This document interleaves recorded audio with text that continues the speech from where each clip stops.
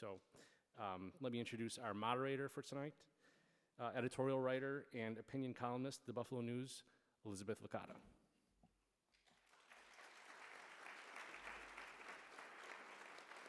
Thanks, Aaron. It's one of the great things about joining the news only about 3.5 years ago is that there's a union, and I'm very proud to be a member of Buffalo Newspaper Guild. Before we get going, I just want to briefly apologize to our Jewish friends and colleagues. There was a calendar glitch, and by the time we realized it was too late to change the date of our event. And we will certainly be a lot more careful in future to avoid a special holiday like this one. So the way that this is going to work is I'm going to ask questions to one of the panelists who will answer, and then if, and only if, another panelist has something substantial to add to that question, then they will then answer it, and we'll just go. And I think we can probably do this informally with you guys just grabbing the mic and talking. But you know what, if you don't have something substantial to add, then feel free not to talk. It's not one of the, it's not like in class where you just raise your hand to, get brownie points or just talk for the sake. First of all, I don't want to take up too much of your time. I want to move this along, and I want to make sure that the discussion is we raise some really important points. So I want to introduce our panelists. Going from your left, we have Jeff Kelly. Jeff Kelly.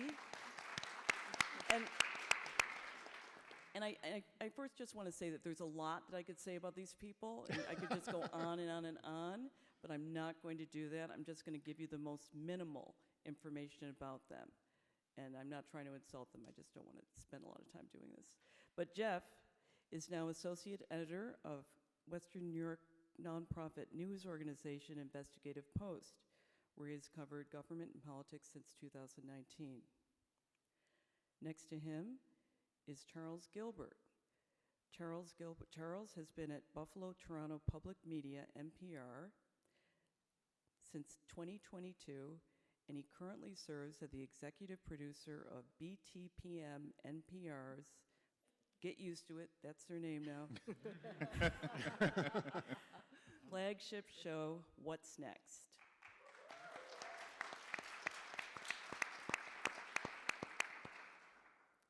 Next to him is my colleague at the Buffalo News, Sandra Tan.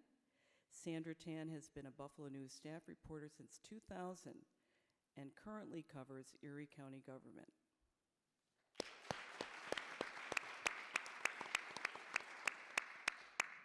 And finally, we have Dave Graber. Is that right, Dave? Graber? Graber. Okay. Graber, sorry. Dave Graber. Dave is a full-time anchor person at WIVB's News 4. He joined the team in 2015. And then I just want to say that you may have noticed on your flyer that this lineup is a little bit different than what you expected. Maki Becker of Channel 7, who was also at the Buffalo News for many years, was unable to come due to illness. And John Harris of the Buffalo News was also feeling a little under the weather today, but Sandy is here for John. And Sandy was president of the Buffalo Newspaper Guild for how long? 6 years. 6 years, so. Okay. Oh, and then, before I start, you all were given index cards, and I'm hoping that you're writing your questions for our panelists, and they can be directed to just anyone, or they could be directed to a specific panelist. And at some point, my colleague, Steve Watson, is going to come around and collect those, because after we get done with our questions, then we're going to have questions from you. But first, we just kind of want to lay the groundwork in case any of you think that why would we need to discuss the future of local journalism? Is there a problem? So Let's first discuss, and I imagine everyone's going to talk to this. We're going to first discuss where we are with community-based reporting and the health of local media news in Western New York and areas like Western New York. How has the situation changed in the last decade or even within the past few years? What are the threats? And we will start with Jeff. In the last few years, what are what are the threats? The threats are. I'm not going to talk. I'll leave it to Sandy to talk about the threats to daily newspapers, or at least to go into detail. But that is one of the greatest threats because daily newspapers have traditionally been the source in their communities for basic watchdog journalism. Daily and weekly newspapers too, community newspapers do this as well. The basic coverage of planning board meetings, not just in the city, in the metro center, but in Alden. You know, all these places that don't get covered, and all these things that don't get covered as the sort of central print, traditionally print newspapers shrink, that coverage is diminished. That's the biggest threat, I think, is that communities begin to lose track of what's happening to them, you know, because these outlets are sort of disappearing. And it's harder to find, even when there are little niche organizations that decide they're going to cover this stuff that isn't being covered anymore because the daily or the community weekly has ceased to exist or shrunk so much that it can't cover everything anymore. It's hard to find that coverage. It's hard to find the sort of like gadfly who is writing, you know, endlessly but informatively and intelligently about the Alden Planning Board meetings. So, you know, that's one of the threats, is that we're just sort of losing touch with what happens in our own communities. Sandy, do you want to take up the newspaper part? I will say, since he mentioned daily newspapers, we do also have a website, by the way, and an app. Right. But yes, I think that especially at the Buffalo News, certainly we've always considered ourselves a reporting organization that tries to be everywhere, tries to cover everything. And we've seen an erosion of our ability to do that, especially within, I would say, the last 5 years since we were bought by Lee Enterprises, which is an Iowa-based media company. I mean, they are not in touch with what is happening here, and they are a publicly traded company. They care about their bottom line. So, and I think all of us up here, to one degree or another, have felt these kinds of financial pressures. I think there's a myth out there that somehow people don't care about local news. They don't care about what's happening in their community. And I don't think that's true. The problem that we are dealing with here is a fundamental inability to get the resources we need to actually report what's happening in this community. The Buffalo News, I mean, our membership, the Buffalo Newspaper Guild, I mean, we've lost, since Lee Enterprises bought us, you know, 61% of our members, you know, more than 40% of the people in our newsroom. And despite that, we are still doing really strong work.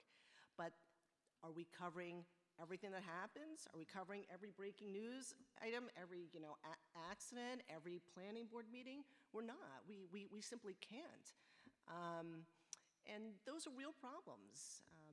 You have, and it's not just limited to the Buffalo News, a lot of consolidation of media companies. That means a consolidation of resources. So we no longer have our own customer service folks. We no longer have we lost 160 production people who used to produce the Buffalo News here in our community and now do it in Cleveland. I detest it when people say that the Buffalo News is in Cleveland now. You know, the reporters who produce the Buffalo News are all still here. But that kind of, that drain of resources that moves the news out of our community, that's something that everybody here should care about.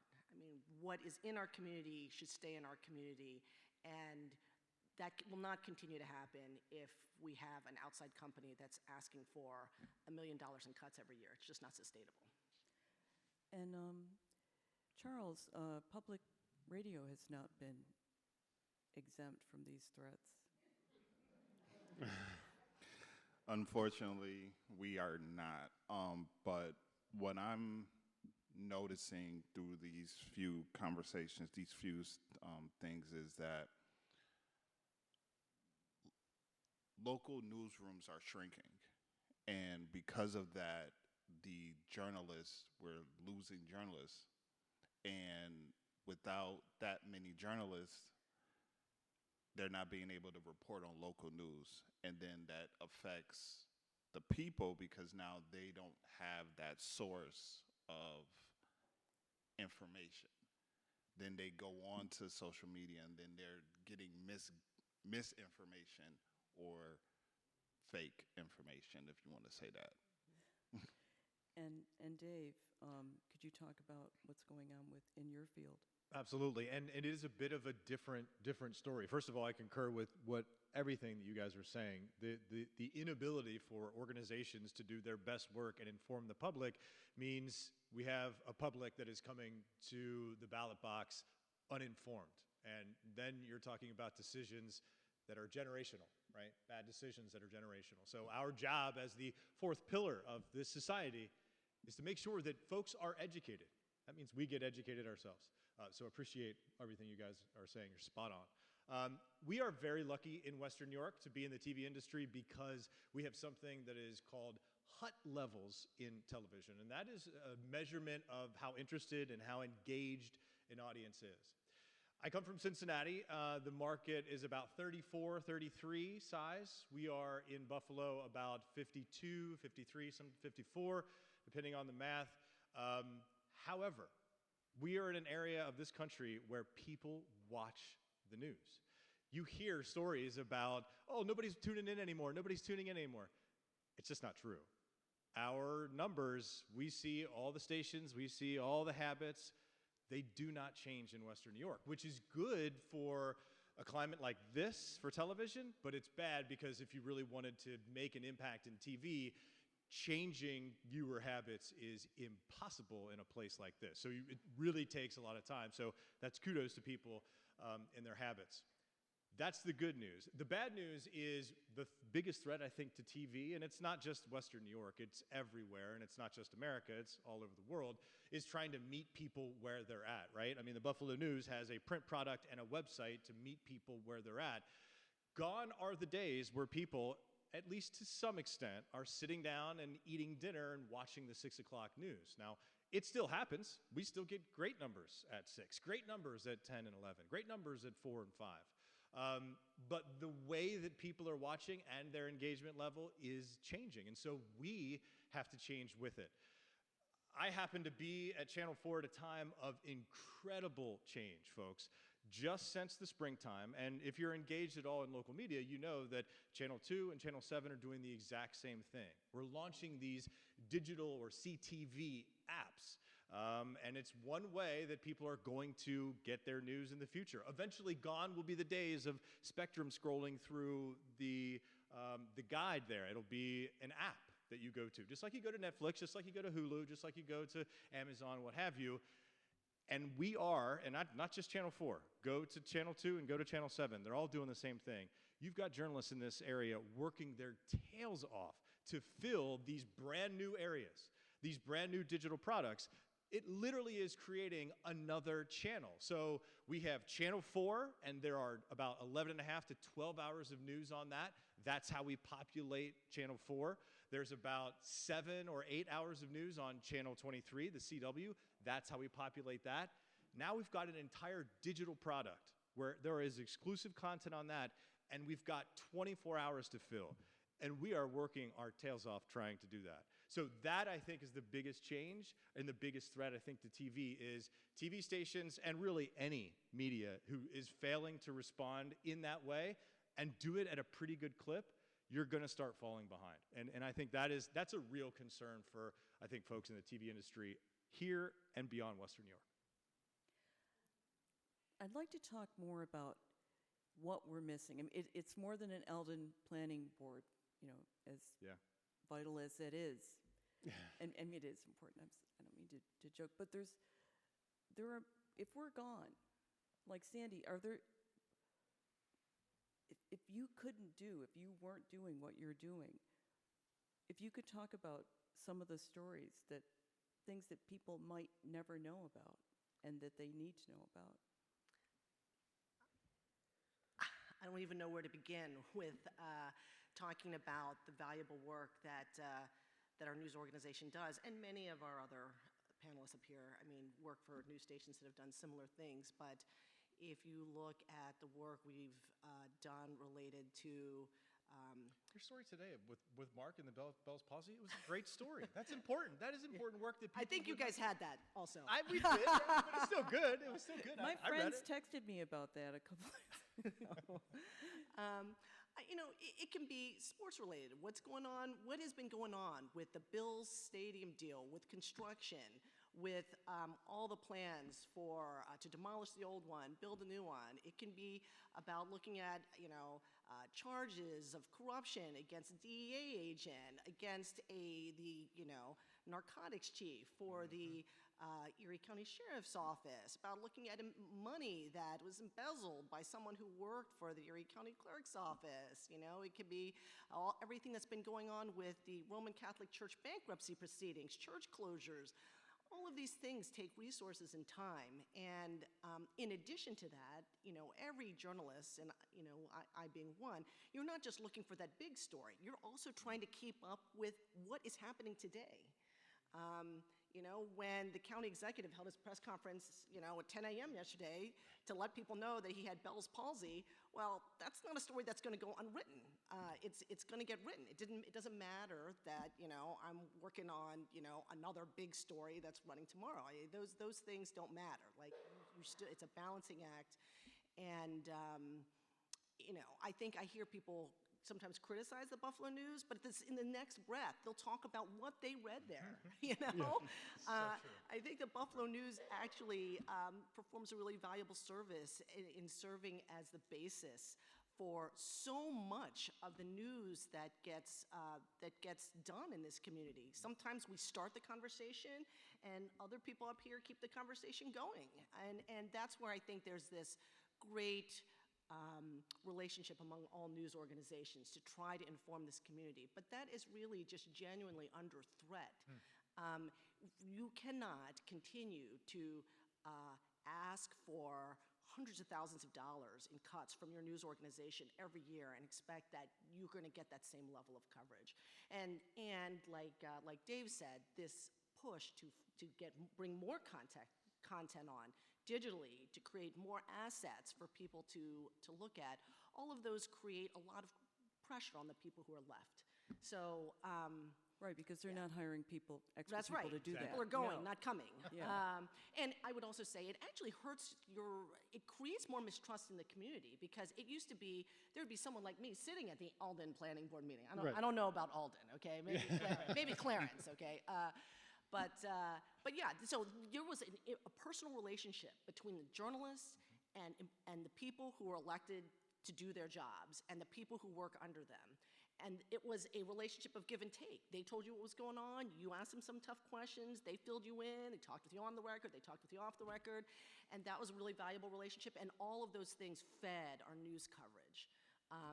If now you're going from covering every single one of those towns and villages and school districts, and now you're covering fewer and fewer, you have more regional reporters covering the north towns, the south towns, and you're going to miss things. Things fall through the cracks. And I think that's why there is so much space for news organizations like Investigative Post to come in and fill those gaps, and other news organizations who can take a look at this issue or that issue and really blow it up, because we just cannot simply do everything. But I think that people really miss it. I think people really miss it. And I think that that's why it's incumbent upon us to get the word out that people need to continue supporting local news.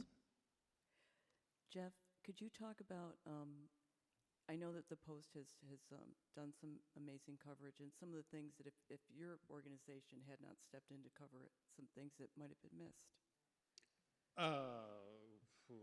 Well, from its very beginning, right? So when Investigative Post started, there were, I don't know, 40 or 50 similar not-for-profit news outlets around the country. Or now there are 10 times as many. They're proliferating everywhere. But early on, when Jim Heaney, formerly of the Buffalo News and of the Guild, started it, he quickly made a mark with stories about the Buffalo Billion scandal, bid rigging scandal that had pretty far-reaching consequences for those involved, including Lou Simonelli, who was one of Investigative Post's early donors, which was a little awkward, I think. And sometimes continues to be awkward in ways I think I'm not at liberty to talk about with other funders. But so there's that. You know, it's hard for me to pick out particular stories. What Sandy says is correct.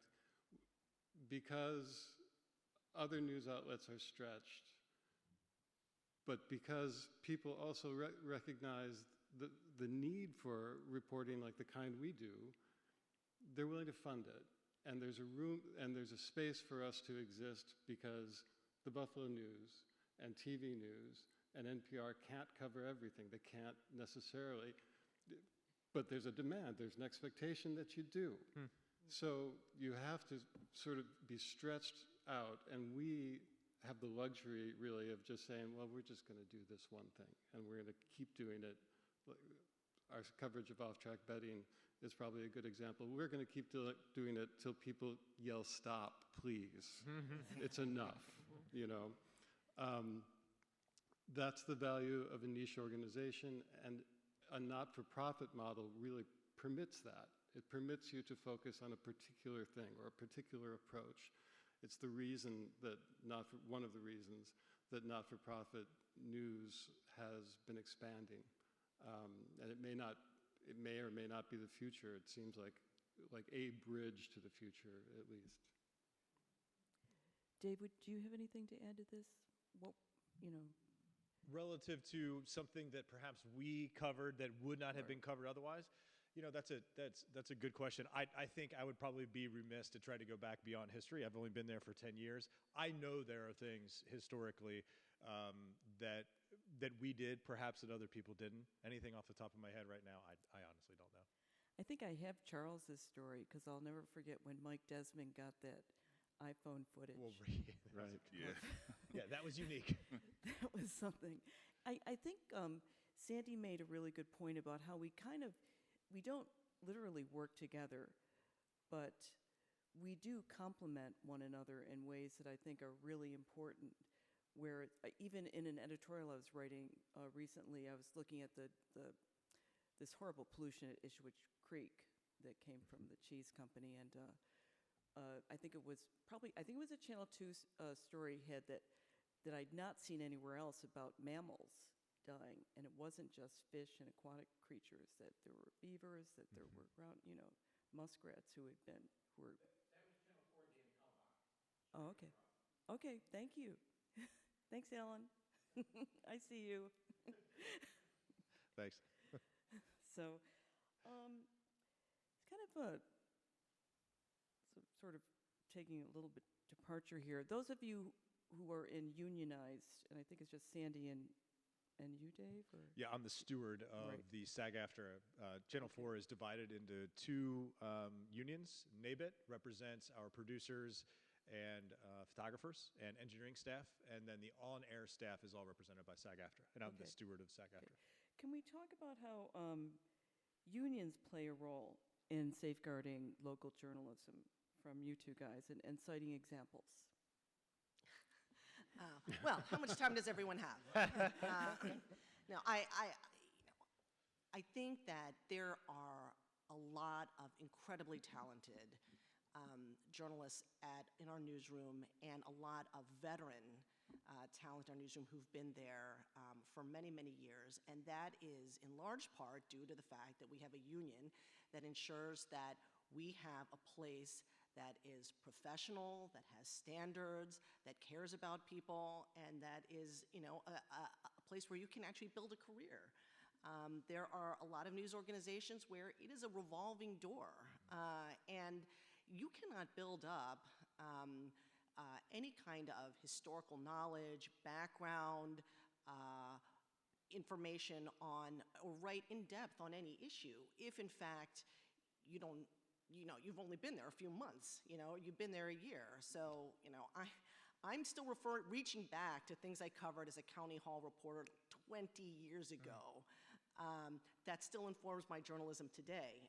I have the luxury of doing that because I belong to a union that's ensured that we actually have a place that respects, honors, and protects the ability of hardworking, ethical journalists to remain. Now, though, with the squeezes that have come upon us, the Guild has had more of a role in making sure that to the extent we can, we forestall layoffs, that anyone who wants to leave is treated respectfully. I mean, there are people who, they found out that they were terminated because they all of a sudden were locked out of the computer, and they were given a box and told to go. That doesn't happen in our newsroom. That doesn't happen with any of the departments that the Buffalo Newspaper Guild represents. We also represent all of our circulation staff, district managers who make sure that if you didn't get your paper, that it does get redelivered to you. We also used to represent page designers who've been outsourced, accounting staff that have been outsourced, and what I think matters to a lot of people is our customer service representatives. I mean, getting a hold of someone in customer service for the Buffalo News is incredibly difficult. And I don't need to tell anyone out here what that is like, and I hear it from my own sources. So, about how hard it's been, and that's really maddening because there are people who actually want to read us and can't. That's the worst of all situations. But I would say that the fact that people continue to want to work at the Buffalo News, remain at the Buffalo News, is due to the fact that we have a union, and a union contract that actually explicitly states you will maintain and uphold certain journalistic standards. We filed grievances when there has been advertising masquerading as real news. We're like, you can't do that. We've put into place, some guidance regarding the use of AI in journalism. All of those things, I think, make a difference, and I'm so grateful that we're still around. And Dave? Yeah, unions have played a significant role, I think, in Channel 4, certainly along the history. Several years ago, shortly before I got here, which essentially paved the way for my job, there was a union, effectively contract settlements that gave way to the rise of multimedia journalists, the use at Channel 4. Prior to that, photographers basically had all jurisdiction on all equipment. Their allowance of basically giving us the ability to use some of that equipment, which ended up being our own equipment, gave us the rise of FMJ. So that effectively affected the jobs, I think, of the photography staff, although we continue to build our photography staff. But it definitely affected the jobs of the on-air staff almost immediately. I was one of, I believe, 5 MMJs that were hired at the time. So that was a really rapidly changing thing within our station. And it has, I think, ebbed and flowed over the years since then. Right now, we don't have a whole lot of people going out on their own, unless now it's essential. I was hired as an evening MMJ, so I used to go out by myself, both in the evening and sometimes during the days, and go out and just get stories by myself that I would shoot, that I would edit, that I would write, that I would then present. Now we don't do as much of that unless we just don't have enough photographers or enough bodies. Then it's like, hey, today you're going to go on by yourself. I would say the other significant thing has not yet happened, but I think SAG-AFTRA is going to play a massive role in the rise of AI for personalities. They're already playing a huge role in the AI, what are we calling it? We're not calling it an actress because it is not an actress. It is a piece of art, an embodiment. Tara Norwood or Tara Hollywood, whatever that was. SAG-AFTRA is going to be on the leading edge of trying to protect not only actors and actresses in Hollywood, but also the news stations that it represents, because we are just as easily replaceable. If you Google right now, scripts television, AI, broadcast, you will see a full 30-minute broadcast represented by pretty diverse people. They are make-believe, and it's a full newscast. This is already happening. How it's going to be kept at bay is going to be very interesting over the next couple of years. And I mean couple of years, like maybe 2, maybe 1. And hopefully larger unions like SAG-AFTRA can really fight the fight on the national level, and hopefully that trickles down to the local level, because that, I think, is that's a thing. That's going to be a thing. Wow. Yeah, that's wild. Wow. So, okay. This is a specific question for Charles Gilbert. Charles, I'd love it if you could talk about the rationale behind BTPM's What's Next series that was at first called What's Next Buffalo. And it started out, well, you can talk about why it started and everything. And I wondered if you could talk to us also about what's next for What's Next, because I believe that there's some exciting things planned. Yes, there is. So What's Next was created in the wake of the tragedy that happened May 14th. I personally I was up the street when that happened. And the show was created to have those uncomfortable conversations, to shed that light on the darkness that is racism, and the fact that there's a lot of untold stories within Buffalo's East Side. That's how it originated, but then we wanted to expand it across Western New York. I feel though as if my calling was to be here, to be that person to continue to spearhead those conversations, because it's needed. In order for change to happen, there has to be a spark to invoke that change. And that's what we're doing with What's Next. We're giving these people, these unrepresented communities, the opportunity to speak about what's going on in their communities. We do have some new things happening. We have switched our format a little bit. We are basically going to tell more stories within that hour-long time frame that we have. So we're going to be giving more stories, and we're going to get more like behind the scenes stuff too. You'll be hearing more of my voice on there. I know that's something that a lot of people want to hear, as I hear my director of audio strategy in the background clapping. But yes, we'll be hearing more stories from more people, more community members, more more Western New York. It's been a really impactful series, so I think it's great. Congratulations on playing such a role and starting it. Thank you. And I guess I'd like to sort of turn the conversation a little bit towards in a more positive direction, if possible, and look for solutions. We have a thing called solutions-based journalism that we try to do at the Buffalo News sometimes. What role do you think the community plays in protecting the future of local journalism?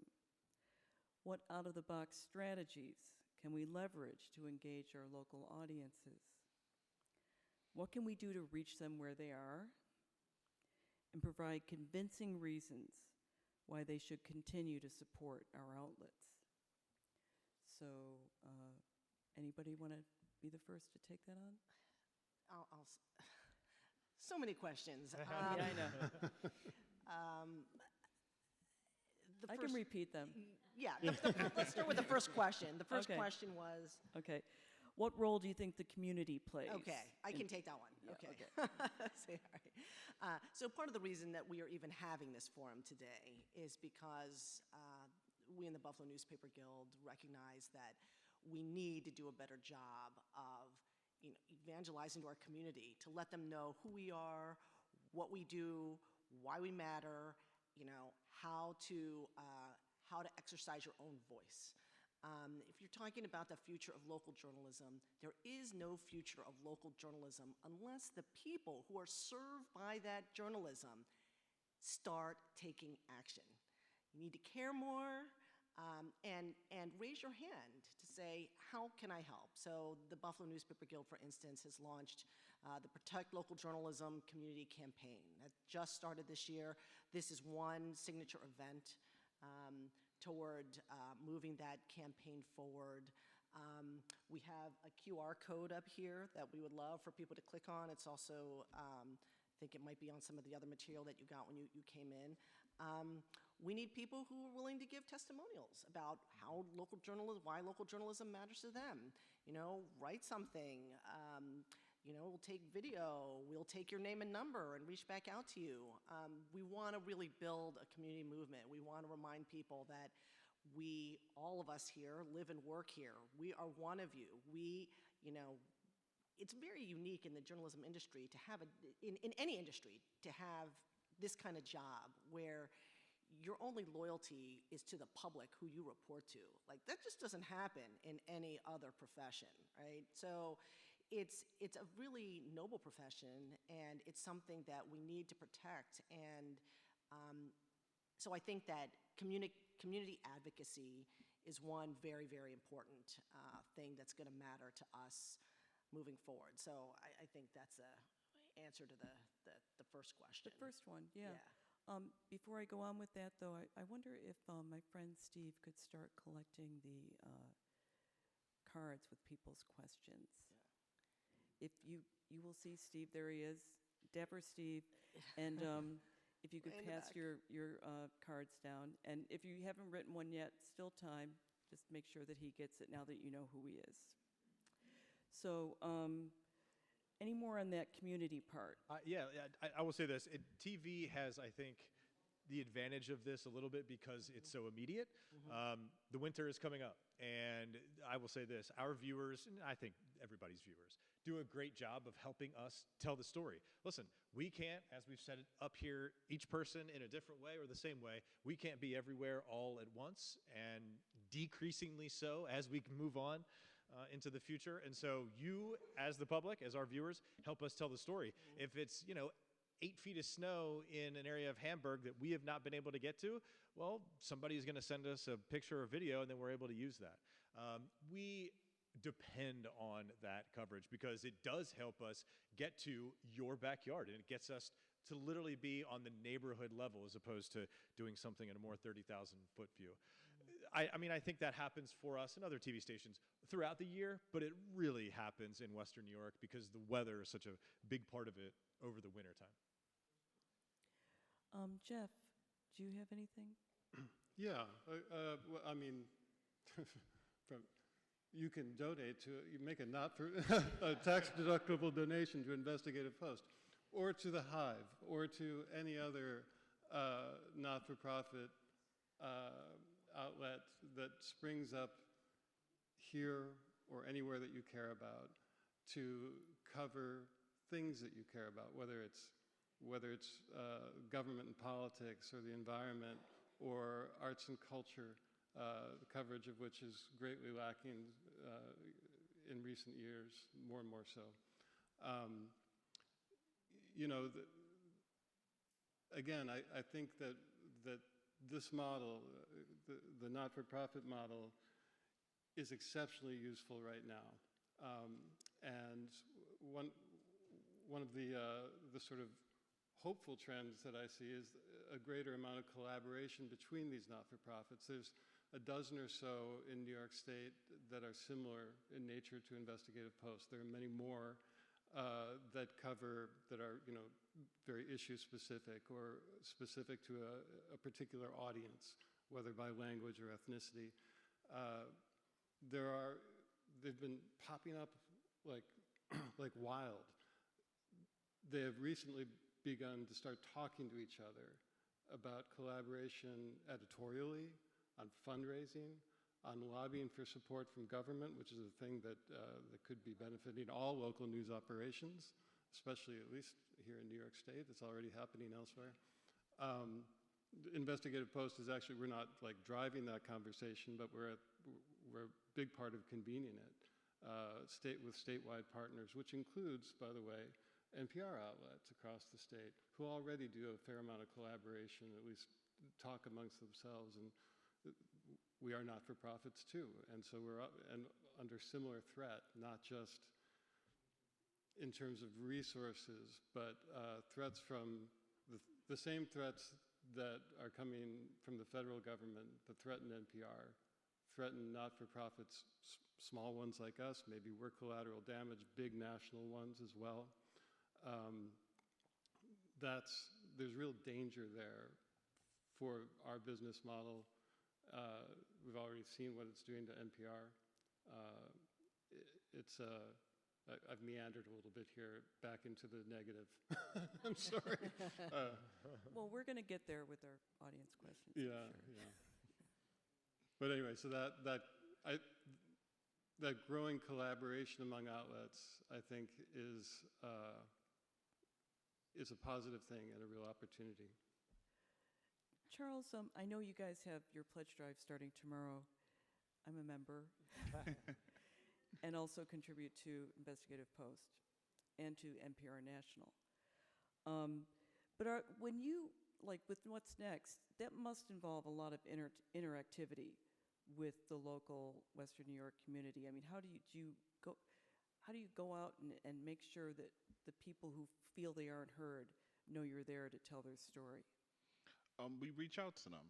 You know, through our journalists and through our reporters, they let us know. They let me know what's going on. I get tons of emails and phone calls from people letting me know that these things are going on. We have that open engagement with the community where it's like,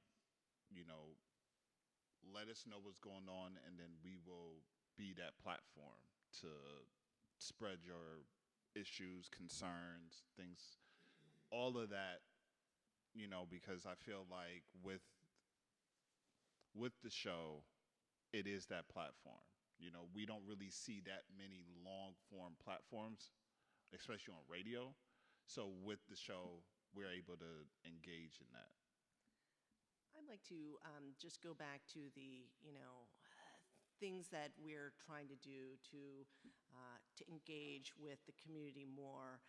One thing I actually think that TV news actually does extremely well is they tell people about the people behind the journalism, So you know who Dave Graber is, the other reporters and correspondents who are doing work. I think that the Buffalo News and the Buffalo Newspaper Guild, that's something that we need to improve on, and I think we are actually working on that. I think the Buffalo News is working on that. Certainly, I think the Guild is going to be working on that. But, who are the people who are producing your news? How did we get that story? Those are all good tales to tell, and I think we will be doing more of that. I think there is much more of a push to do more digital engagement, and I think you'll be seeing the Buffalo News rolling a lot more of that out in the near future. I would also say, to follow up on Jeff's point about nonprofit, I do think that the Buffalo Newspaper Guild needs to seriously look at the issue of corporate ownership. When we have, you can applaud, yeah. If you have an out-of-state news organization that is looking at your bottom line, and that's the only thing they're looking at, they don't care about people. They care about making money. That is all they care about, and they haven't been very good at it, as evidenced by the fact that we keep having to cut $1 million out of our budget. So fundamentally, I think that that's something that the Buffalo Newspaper Guild is seriously, starting to research. Is there some sort of better ownership model that recognizes that local news organizations are local community assets? They belong to this community. They serve this community. They should be owned by people. It should be owned by people in this community. So that's something that we think about. Why does our printer need to be networked through, Davenport, Iowa? That just makes no sense to me.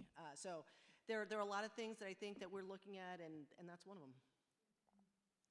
Yeah, I think there might have been a time, correct me if I'm wrong, where reporters sort of held themselves somewhat aloof. They were supposed to be behind the scenes. You weren't supposed to know anything about them.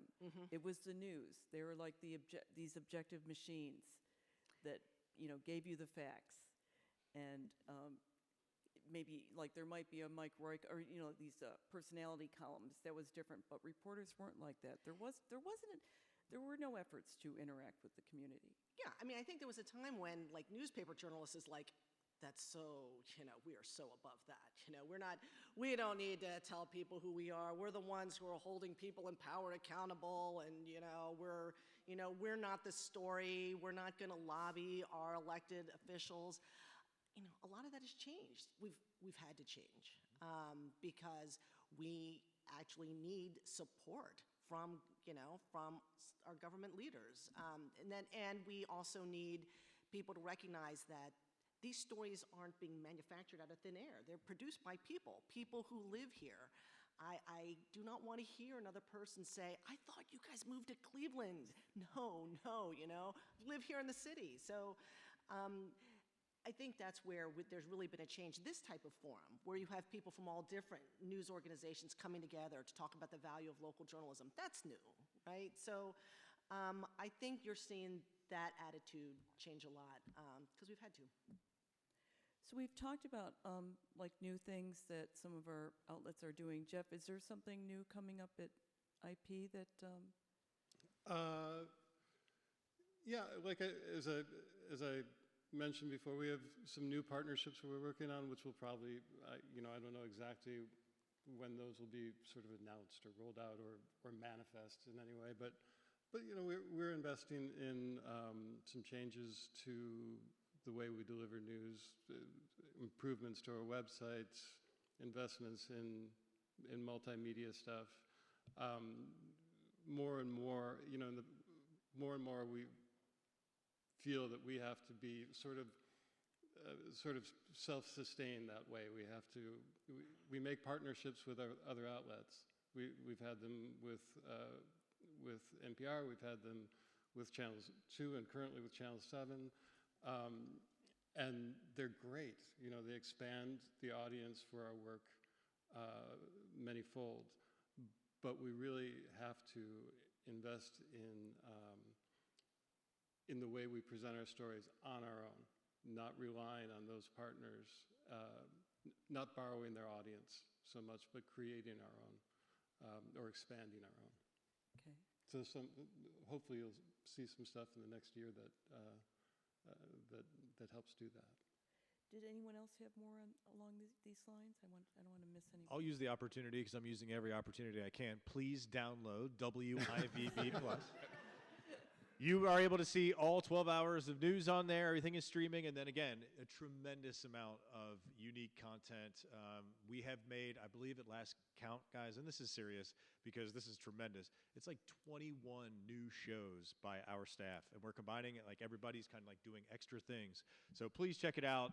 It is well worth your time. But again, there are other places out there that are doing the exact same thing. So that's kind of the future of it. Okay, great.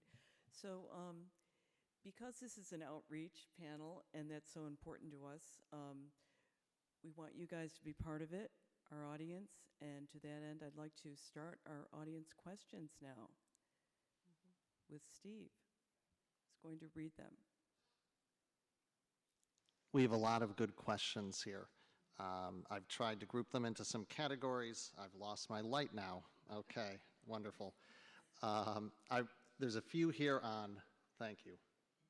Why don't we try that? There's a few here involving online journalism, social media. I'll start with this one. Online journalism has morphed from blogs to Twitter to now podcasts and TikTok, where everything is audio-visual. Any ideas as to what might be next? I know that we are investing heavily in our time and, more importantly, when it comes to Channel 4, our resources into the next level of getting content out to people.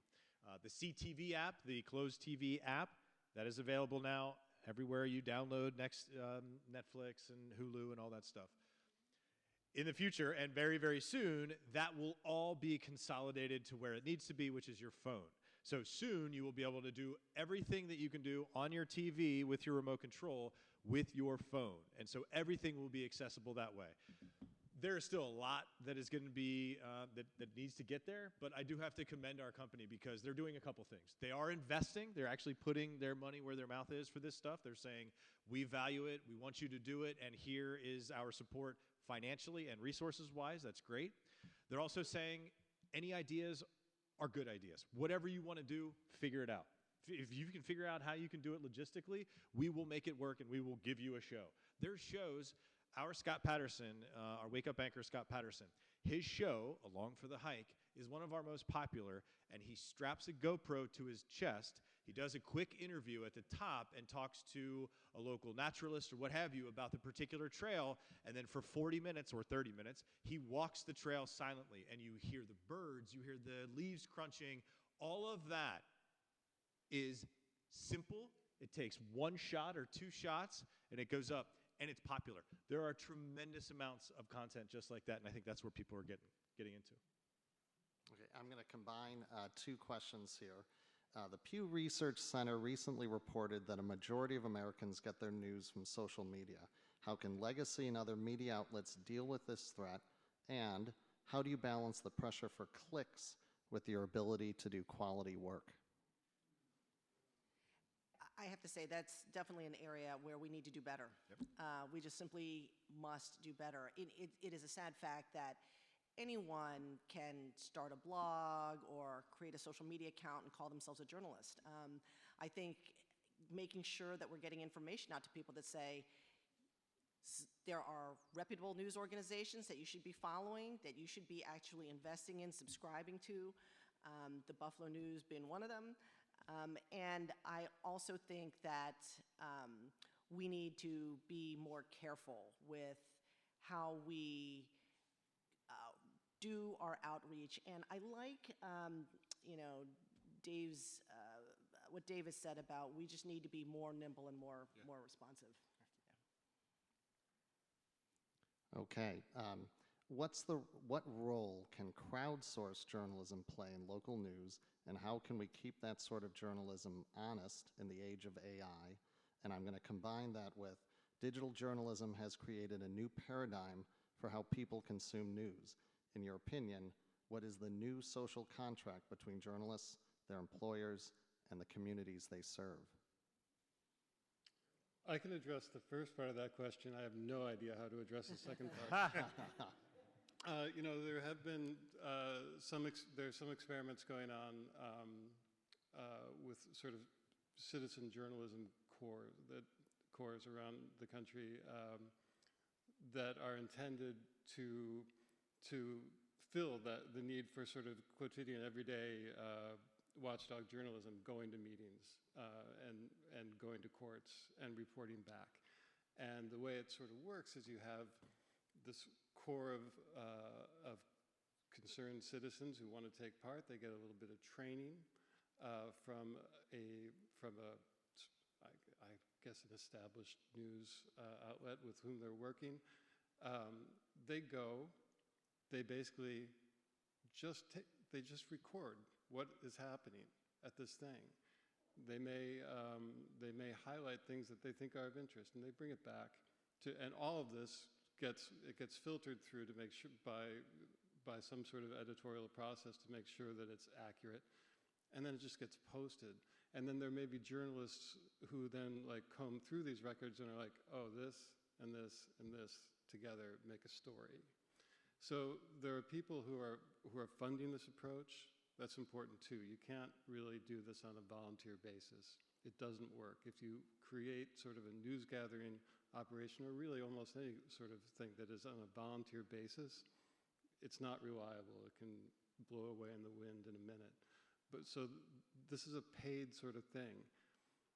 It's working a little bit, and we've sort of discussed at Investigative Post and with other partners the idea of trying this here.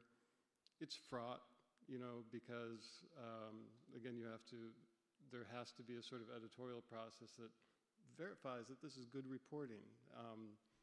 But that's one possibility, is that kind of community journalism. What was the second question again? The social contract, if you remember your political science classes in college here. In your opinion, what is the new social contract between journalists, their employers, and the communities they serve in this world of digital journalism?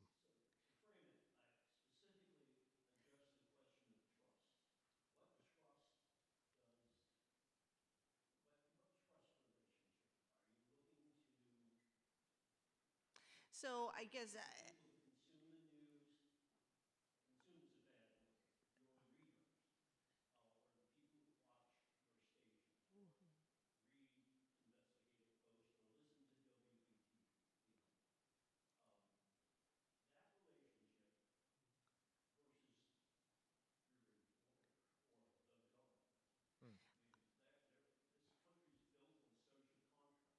right.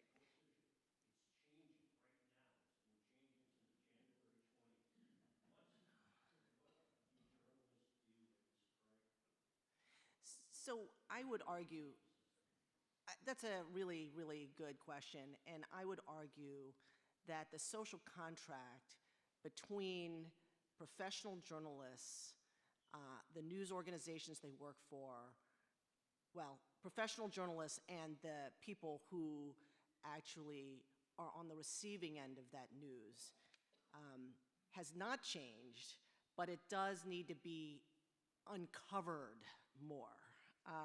I think it's very easy to mistake political commentary for news. Everyone's got an opinion. There's a lot of shows that are just built on news analysis.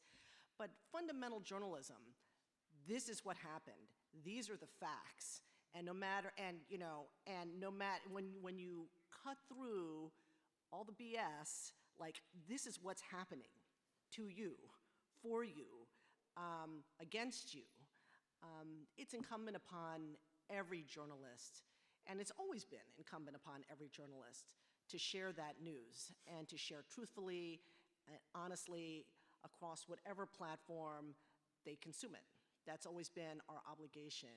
But there's been a lot of confusion. There has been a lot of mistrust that has been built up, quite frankly, because you've got people in positions of power saying, don't trust it. And you also have, people who, are on news shows, but are they journalists? It's just very, very confusing. There are opinion makers. Are those journalists? I mean, I'm an advocate of us having some sort of labeling system. It's just very confusing. But I think fundamentally, this is certainly true for the Buffalo News. I would imagine it's true for those of us who are up here who've been doing journalism any amount of time.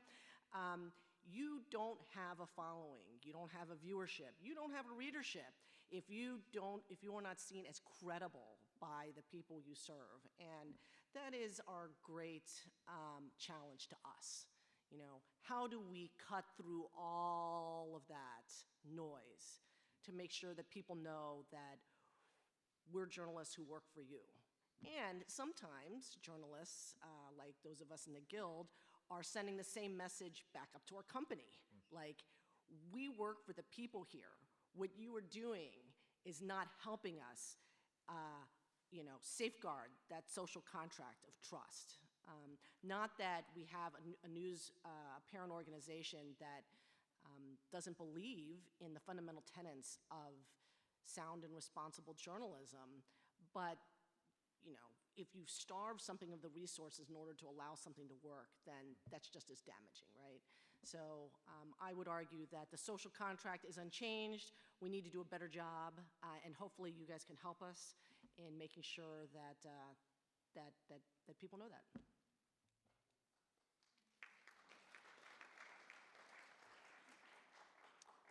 I have a couple of questions that are Buffalo News specific for Sandy. Great. Is there any hope for local ownership of the Buffalo News? Here's the hope embodied in Sandytown, right there. I hope there is. I really hope there is. And if we think there is, we will be letting you know, and we'll be asking you to help us. Because, I mean,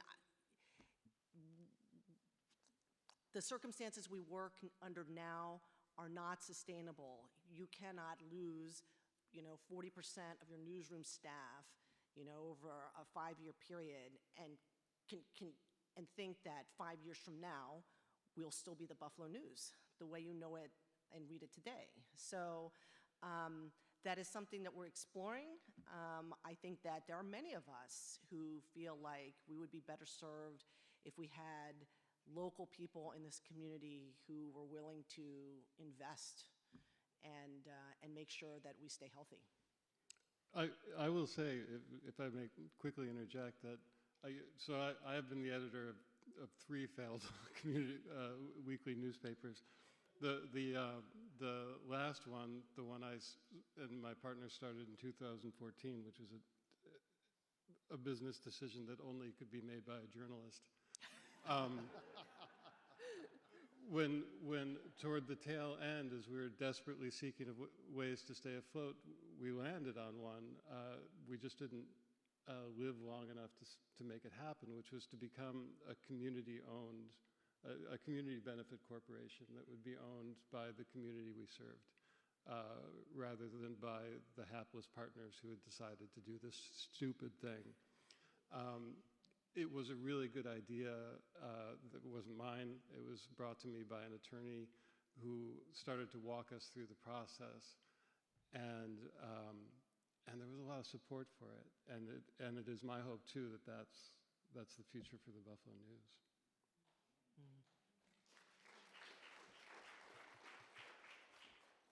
If anyone here has a few spare millions of dollars lying around, Yeah, please right. see Find one of us. afterwards. But we don't want just anyone, okay? You actually have to care about journalism. Again, for Sandy, would it attract more readers if Buffalo News offered X number of free articles, as the Washington Post and New York Times do? So we used to, as many of you know, we used to offer a number of free articles. I do not profess to understand how our parent company thinks through things, but I think they determined that it was a more successful strategy to gain subscribers if you didn't keep giving stuff away for free. So that's why you have the zero paywall that exists now. Which a lot of other papers do. Yes, a lot of other papers do.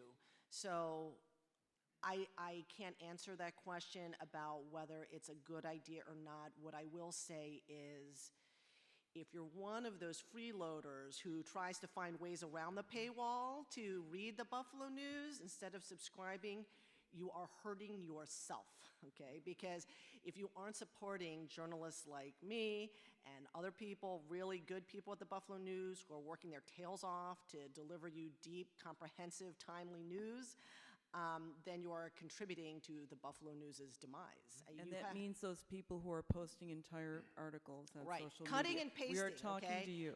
Yeah, all right. Do not do that. Do not do that. Include the link to the story, all right? Do your part to get people to become subscribers. I know it's painful. It's extraordinarily painful. There are many different ways that our parent company has insulted our subscribers. Many of them longtime subscribers for decades, who are sick of being nickeled and dimed and seeing like their subscription prices go up and like, well, or they're not getting their paper or whatever. I understand that. I hear that all the time. I hear that from elected officials who I interview on a regular basis. But think of it philosophically. The money that you spend to invest in the Buffalo News, to subscribe to any other news platform, that is money that is going to support local journalism in your community, that feeds you, that helps make everyone in this community more informed and better off, so they're not taken advantage of, or to be entertained. I mean, there are so many things that local news organizations do here across all different platforms and across all different levels, and in the short term, you might feel like you're saving money, but you'll be sorry later when news organizations aren't able to deliver what you can get today 5 years from now because you didn't spend the money. So I know it's painful, I know it hurts, I know that it's very hard sometimes to be a loyal subscriber or to start a subscription or to keep a subscription, but please do it. You know, all that being said, I do think that in terms of creative marketing ideas, out of the box, good marketing ideas to convince people are lacking in the company. And I do think that much more could probably be done that would be effective. Totally agree with that. And last in the trifecta here, and this was reported by our friends at Investigative Post, so it must be true, but there are rumors that the news is going to discontinue running New York Times articles. Is this true? Yes, it's true. Yeah, it's true. I mean, it's already been reported in the Investigative Post, so I don't think that I am breaking any news here. Investigative Post broke it. But either you save money subscribing to the New York Times wire service, or you save money by cutting bodies out of the Buffalo News. You know, the people who are in positions of leadership here in Buffalo of our newsroom are facing very, very difficult choices. They're extraordinarily hard. And the union too, I mean, we are doing our best to work with management to find ways to save money that hurt our newsroom the least and hurt our ability to deliver local news to you. That does not mean that there will not be enterprise, national, and international reporting. That is not what that means. It just means that it will not be coming from the New York Times. Okay, these questions are for anyone. There were a few questions on the same topic here, including from Ann Meek, who's a Buffalo State junior. What advice would you give to a young journalist? How do young journalists get involved, particularly journalists who want to get a job at a local newspaper, TV station, or radio station? For TV, and really for anybody, I think just get involved. The biggest thing that I tell young people, we have interns just about every semester, or at least a couple times throughout the year at Channel 4. It is critically important for those young people to get involved, to see what it is like being a real newspaper or television or radio or what have you, reporter or personality. Because I feel like so often, folks either see something on TV or see something on social media or YouTube or what have you and think, oh, I can do that and make millions and what have you. That's obviously not the reality, and it's not what we're here to do. So hopefully folks are looking to journalism and not maybe to like clicks and stuff like that. But I think the biggest thing is just getting folks involved and getting your foot in that door and start making contacts. And go into those meetings. That helps too, by the way. When I was younger, I used to go to meetings. They helped. Yeah. I would say, in keeping with the theme of this conversation, national journalism doesn't need you. Do right. Local journalism. That's where you're needed. That's where the greatest need is. And if you're going to do local journalism, figure out what it is that interests you and really learn about it. So that because the way you fulfill the social contract, the way you develop trust, is to know your stuff, and you know, you don't show your stuff in every story, but it creates like a solid footing for your reporting. If you know your stuff, if you know a particular issue or place or thing really well, you will be valuable to a TV news station, yep. to a daily newspaper, to an NPR affiliate, to a radio station, to a not-for-profit. It doesn't matter. If you're a good reporter, you'll find a place. Also, read the paper. Yeah, I tell every person who walks through the doors of Channel, please read the paper. Please read the Investigative Post. Please read the Buffalo News. Read it, cover to cover, because then you know what's going on in your community. There are people working at our station right now who really don't know what's going on in the city of Buffalo or the town of Tonawanda or the town of Amherst. That's a problem because it slows down the entire process. And that requires other people at the station or wherever to pick up the slack. So please, if you're going to get involved in journalism, make sure you like it and read as much as you possibly can from every publication of the community that you cover. And Buffalo listen News to radio news as well. Thank you. Thank you. I was simply going to tease Dave and say that the Buffalo News is happy to be an assigning editor to many of our broadcast compatriots fair. on a daily basis. That's fair. That's fair. That's fair. And I would also say I can never not get on my soapbox and give my little evangelical spiel when it comes to people who want to be journalists. I mean, none of us up here can lie to you. This is a very difficult time to break into the journalism field. It's extraordinarily difficult, especially print journalism. I mean, many news organizations like ours are shedding jobs. They're not bringing them in. But we do have an internship program. We'd encourage people who are interested to let us know. And I would also say that if you really love it, if you feel like journalism is meant for you, don't let anything stop you. You might need to get a second job for a while, okay? Hopefully you can serve or bartend. Yeah.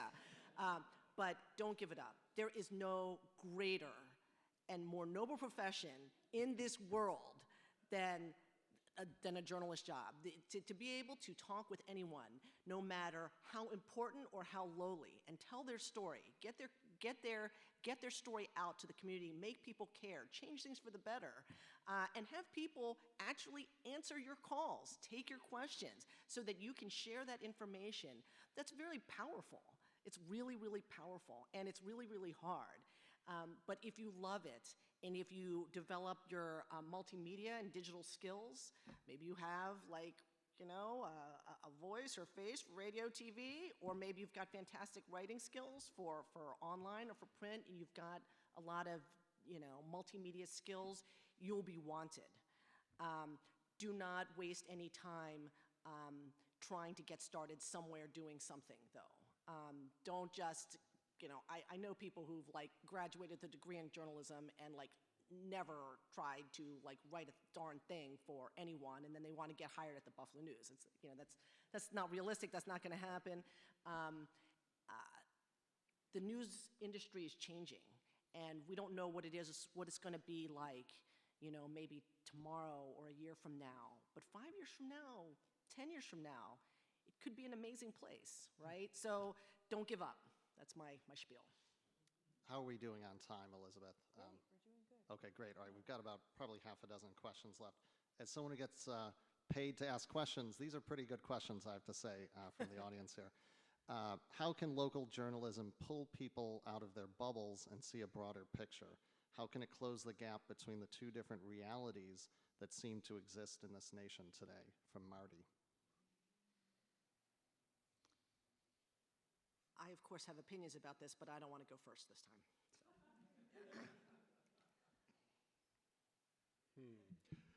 All right, I think you just have to listen. I think you have to be honest with your community. We are in the most divisive time, certainly in my life. And I think you have to make a concerted effort. I think you have to be truthful with your audience, and I think you have to hear from as many perspectives as you possibly can. The sweet spot, I suppose, and I say this with a little bit of jocularity, but in all seriousness, the sweet spot is when you get emails on the same day, people pissed off on both sides of the political aisle, right? And we all You did your job. That's when you know you've done your job. That's when you know people you're on both sides mad at you. Right? And I say that because we all have had that experience, no doubt. But it proves a larger point. You can't please all the people all the time. And in these days of such divisiveness, all you can do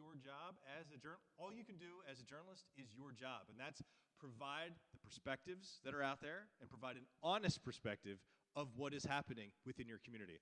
I think oftentimes, and too often, with this question especially, we look to local journalists for a national conversation.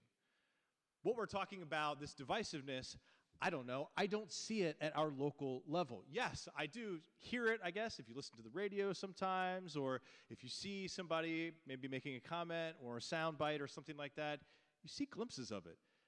But we're not CNN or Fox or MSNBC where 9 hours a day you have people spouting off on both sides or on one side.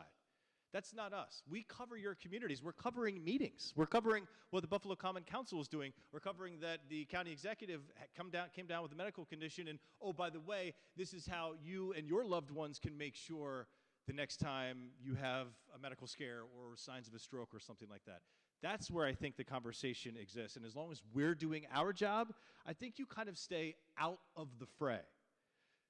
But I think you also have to make decisions as a journalist. I know I do. As I sit down and I rewrite scripts for every newscast, I have to be mindful, especially now. And I will say, over the past 10 years, the degree of mindfulness that I've needed has ebbed and flowed. And now, because people are so divisive, because there are such strong opinions, you better be checking the words, I think, that you're putting out. And I think that's important because it raises the level of responsibility, not only at the national level, where I think it's really needed and where this conversation is desperately needed, but at the local level too, because we're responsible. We own our words. We're responsible for them. And I think all of us up here, I mean, just from the limited interaction that we've had over the years and up here, I know that we take that very seriously, very, very seriously. Yeah, and I agree with everything that Dave said. I think there are some things that are beyond our power to fix and some things that certainly are within our power to fix. There is a fundamental cultural shift that we up here cannot fix, right? This idea that we will only want to hear from people like us, we will only want to hear people who agree with us, that must be true, and everything else is false. And those people who believe that stuff on the other side, well, they're stupid, okay?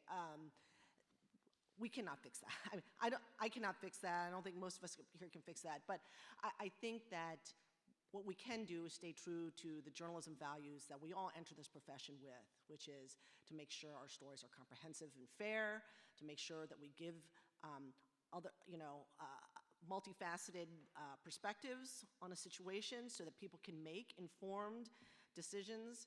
And I think that there is, like Dave said, a difference between the level of trust that you might give to the national news, especially when it comes to political things, and your hometown newspaper, your hometown TV station, your hometown radio station. I mean, that's different. I think a lot of people are much more trusting of their local news organizations and their local news reporters. You know, at the Buffalo News, my name goes on every story I write. It's gone on every story I've written for like the past, 35 years, right? Even before I came here. So, most journalists feel an incredible sense of personal responsibility to be accountable to their work. Because if your name's on a story and it's not accurate, it's not true, that hurts your credibility the next time around. No one's going to want to read a story by a journalist who got all the facts wrong. And so I think that creating some room in your mind to hear and understand all perspectives, to read the news, either online or in print, listen to it on TV, to actually care about what's going on around you. I think a lot of people are like, this is just too negative, I can't handle it anymore for my own mental health. All right, I understand that perspective, but you're part of this community, your voice matters, and the more educated you are, the more it's going to matter. So. Charles, Jeff, any? Yeah, I think echoing what Dave and Sandy said, it's if you're writing about sewers, you don't really need to get a Republican and Democratic perspective on it. Maybe on the debt, on issuing debt to fix them, maybe you do. Exactly, yes. But the fundamental fact that we have sewer systems and they should work, and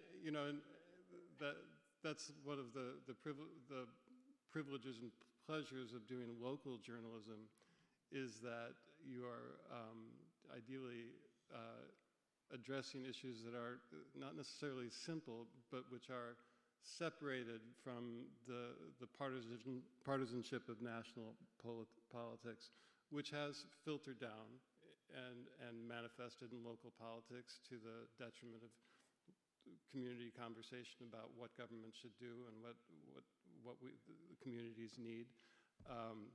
And how do you rise above that? How do you expand your stories? I don't know if I'm torn between whether you should really super focus down on your stories to the point where you're just sort of like pushing that stuff out of it being true to your story by not allowing that sort of conversation into it, into your delivery of the facts. Or if you should sort of raise your head and say like, well, we've got this problem with sewers here, but so does this community over here, and so does this community over here, and we're all trying different approaches. If you do it that way, then maybe you can be a force for unifying these communities, reminding them that they have the same problems and are reaching into the same tool bags to try to find the best tool to fix it. That's something that you can do through journalism, through storytelling, I think, I hope. But like I say, I'm sort of torn between those two approaches, like just keeping your head down and really narrowly focusing things and trying to play a connecting role. I like it. Does that make any sense? It did, absolutely, yes. I think, yeah, and sometimes though, like when it comes to problems like 10,000 dead fish in Ishua Lake, you can't just, you can report, well, on to the next thing. No, there's also the part where you try to figure out, is there a way to fix that? First of all, to say that that's bad, there's a role for that in newspapers too, with columnists and with writing that does include possible solutions and opinion. So it can't totally be excluded from the journalism realm. I agree, but I mean, I think that when someone's writing an opinion in the Buffalo News, it's clearly labeled, right? It is often forward-looking or solutions-focused, and I think that's valuable. But I think right now, a lot of things like there's a lot of confusion about it. I don't think that, and I think sometimes there's an education that needs to go on. Right, and no, someone talking at you for 2 hours telling you what to think is not journalism. I think we can all agree on that. And for those who care, it's 3-3 in the 8th inning, Yankees and Red Sox. Just wanted to give that update. A couple of related questions here. How do you make not only fact-based journalism, but older traditional delivery methods of news relevant to young people, the next generation of readers, viewers, listeners? That's from Matt. And related to that, what about a program like Newspapers for Children to Read? Is there a plan to do this locally? I'll just tackle the second part of this question. Newspapers for children to read, like just give up on that right now. I mean, I'm speaking as a mother of 2 kids who are now 19, all right? No one their age, no one younger than them is getting their news in a print paper, okay? No one. You are not going to be able to turn back the clock and tell young people who have grown up with a handheld computer that gives them instant access to information their whole lives to go back and pick up a physical paper and turn the pages. All you can do is adapt. And I think that that's where a lot of energy and time at all levels in the media, in news media industry is focused on, is, how do we get younger people into stories in a way that will engage them, in a way that amid the flood of doom scrolling that they do, they're going to see that story and they're going to read it and care about it. The answer in TV, I think, certainly it is at Channel 4, is in order to get a younger audience, we cannot take the traditional approach. We know, as I said before, people are not sitting down to watch the news at 4, 5, and 6 like they used to. They're not even doing that as much at 10 and 11. So that's why we have this other host of products. And it also has gone with the mentality of the station as well. My day starts at 10 o'clock and I'm finished after the 6 o'clock at 6:30. The least important part of my day, by design and by effectively necessity, is at 5, 5:30, and 6. It's a scripted show. I'm sitting down. I don't have to go anywhere for an hour and a half, and I just read the news, right, after having rewritten it. That is by far the least engaging part of my day. The rest of it is producing as much possible content as you can for that digital product, and that's where we're meeting people. I think gone are the days of trying to get more people to watch News 4 at 6. It's getting people to download and watch that app. Anyone else? Okay, and someone else asked that question in a different context, or just with the aging of viewers and readers. How do you engage the youngest journalists? So I just want to make sure that was reflected. Okay, I have a couple of questions here. One, I have not fact-checked this, so I'm trusting Alan's recollection of the end of Madison Carter's time in Buffalo. One of our local media bright spots in the last decade was Madison Carter. At the end of 2020, Alan Pergament of the News and I at Buffalo Rising highlighted her work and said we were looking forward to more from her.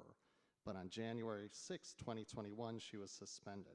Eventually, she was reinstated, but her news director told her in her words, so this is apparently her recollection and Alan's recollection of her recollection, quote, "Check your black at the door," end quote.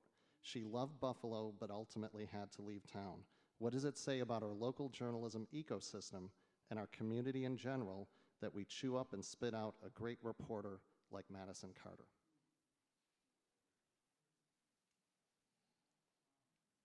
Does anyone want to tackle that question? Yeah. Or maybe it's a I have no statement idea. and it Yeah, stands for itself. Circumstances around her leaving, so I'm not going to comment. I have no idea.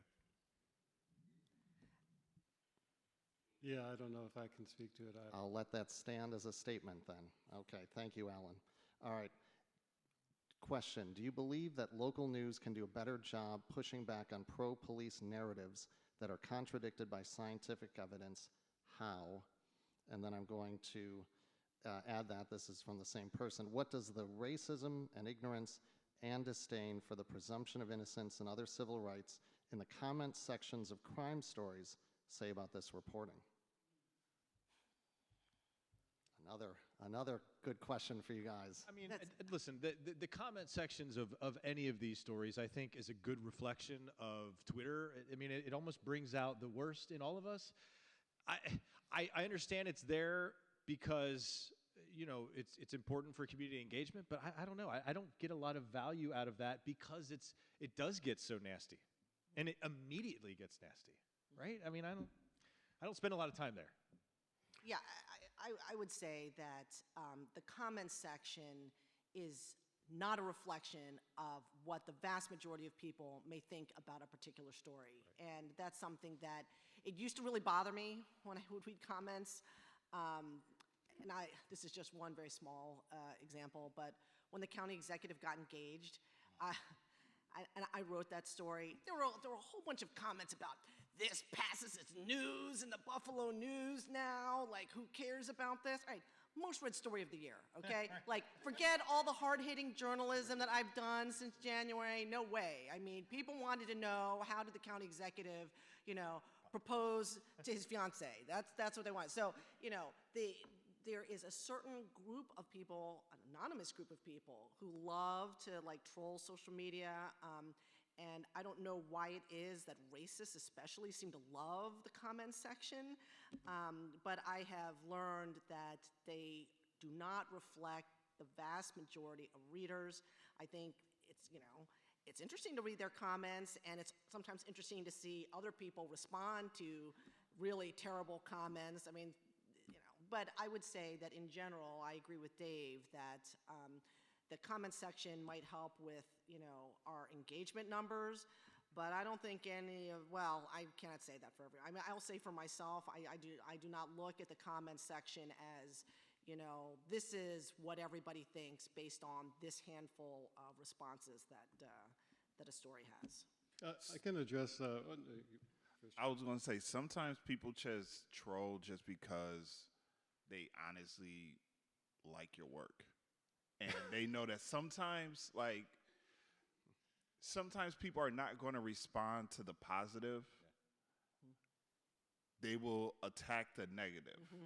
So out of all the positive things that they may be seeing, that one person that has that negative thing, that's going to affect that person. So that's why they consistently try to do that, because they know that, okay, if I consistently keep saying like, oh, I like your reporting, I like your story, and they're not getting that thank you, well, if I do this, I know that's going to get your attention. I can address the first part of that question about police narratives and how I think reporters can push against them or push through them, maybe. It begins with a first step, which is not to adopt the language of those police narratives. Let's stop saying an officer-involved shooting. Let's just say, if a cop shot a guy, just say a cop shot a guy. It's better storytelling, it's clearer writing, and it's more truthful, and it also does not align you with the source of that narrative. And it's not just true of police narratives. If you're writing about a legal case, as a journalist, my job is not to write like a lawyer or not to feel like I'm obligated to attend to the restrictions that constrain a lawyer in his or her language. It's to clarify it for a reader. And that's the first step. Say clearly what happened as best you know it. Don't hide behind the language that an institution uses to spin or to present the story they want to present. That's the first step, really. And the second step is just the basic one that all of us do, which is just to ask, once you've gotten past those terms of art, the cant that is particular to whatever institution you're covering, just ask, like, so what exactly does that mean? What exactly happened? You know? And do as best you know it, tell that story clearly. That's the advice I have. Yeah, I was going to say, I echo Jeff's comments. The first and foremost loyalty that any journalist has is to the truth. So you write what happened the way you would tell it if you were talking to your friend, to your neighbor, and if you don't have all the facts to tell the complete story, then, as a Buffalo News reporter, it's, my obligation to go get that information. And if that information is not being provided, then it's our obligation to let the world know that either information is not being provided and to press for the release of that information. So, I think that's true, and for us that will always be true. That's it. I'm out of questions through the questions I asked directly or by combination. Yeah. Okay, good. Well then, now would be the time. Thank you so much, first of all, for the questions, and also I'd like to thank our panelists who have just been amazing.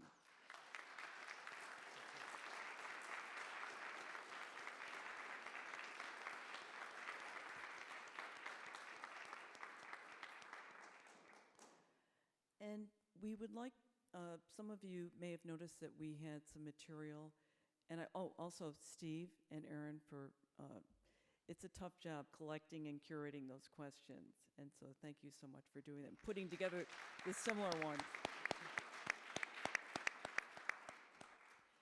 And the Burchfield Penney has been an amazing venue for this type of event for decades. I've participated in many such events here. It's perfect, and it's such a beautiful place to be and to talk and to do anything like this. So thanks, BPAC. It's too bad the galleries are all locked up, but come back another time if you haven't to see the shows that are up, because I've seen them and they're all fantastic. When you came in, you noticed we had a table. If you haven't signed in, please do sign in and leave your email, because we will be having more events like this. And we did send emails to all the people who signed in at Allentown when we had a table there. I don't know if any of those people came, but we are going to use those emails to let you know about other things that we're doing that you might be interested in. And that's all, of course, that we're going to use them for. And other than that, Sandy, did you want to say anything more about? I was just going to say, go to protectlocaljournalism.com. That's a website that's geared toward collecting people who support the work we do and who are willing to do their part to to help spread the message, get the word out, and support us. We will be continuing our Protect Local Journalism campaign in the years to come, and I believe this is also being recorded, so there will be opportunities if you have friends or family who haven't seen this, who you think should watch it. I imagine it'll be available soon. Follow the Buffalo Newspaper Guild on our social media accounts. You guys should have gotten postcards that have that information also. But I personally, as a journalist, would like to thank all the people who asked questions. They were fantastic questions. It sounds like you guys could do our job up here. So thank you. They were really challenging, and I think they made us all Think. They all made us think. Yeah, they all made us think. It was really, really valuable to us. Thank you. All right, then. Thanks. Thank you.